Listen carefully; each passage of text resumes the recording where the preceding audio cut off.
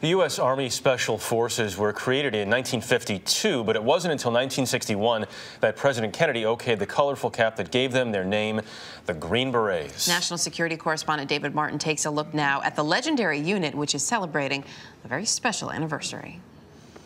Before President Kennedy showered them with his glamour, Special Forces were the black sheep of the American military. Even today, to a certain extent, after 10 years of conflict, there is a perception, I think, that we're outsiders.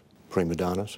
More as outlaws. Outlaws because you're scruffy? Yeah, the beards in Afghanistan, the non-standard uniforms, and sometimes our unconventional methods of getting things done. But, says Colonel Mark Mitchell, they were black sheep no more after JFK went to Fort Bragg and awarded them their distinctive Green Berets.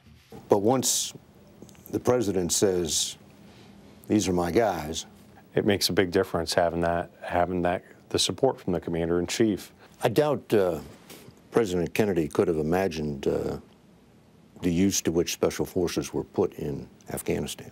Riding on horseback, calling in airstrikes, probably would not have been, it would have been tough for him to envision.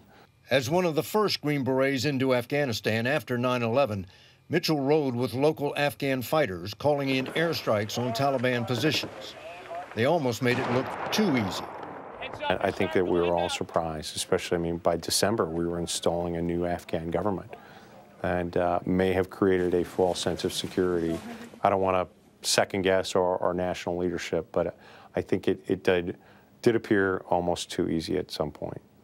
We all know now it wasn't easy, either in Afghanistan or Iraq, where Special Forces were also first in, hunting for Scud missiles in the western desert, and will almost certainly be last out. Today, there are 14,000 Green Berets. That's 30% more than on 9/11. When you add in the Army Rangers, the Navy SEALs, the Delta Force, there are some 60,000 Special Operations Forces in all. That is the equivalent of 4 or 5 divisions of unconventional soldiers.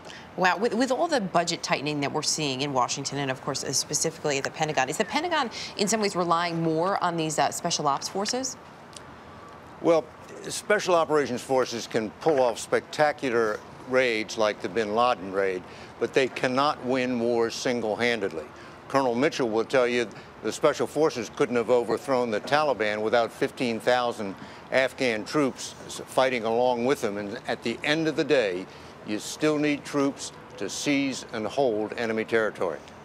David Martin at the Pentagon this morning. David, thanks.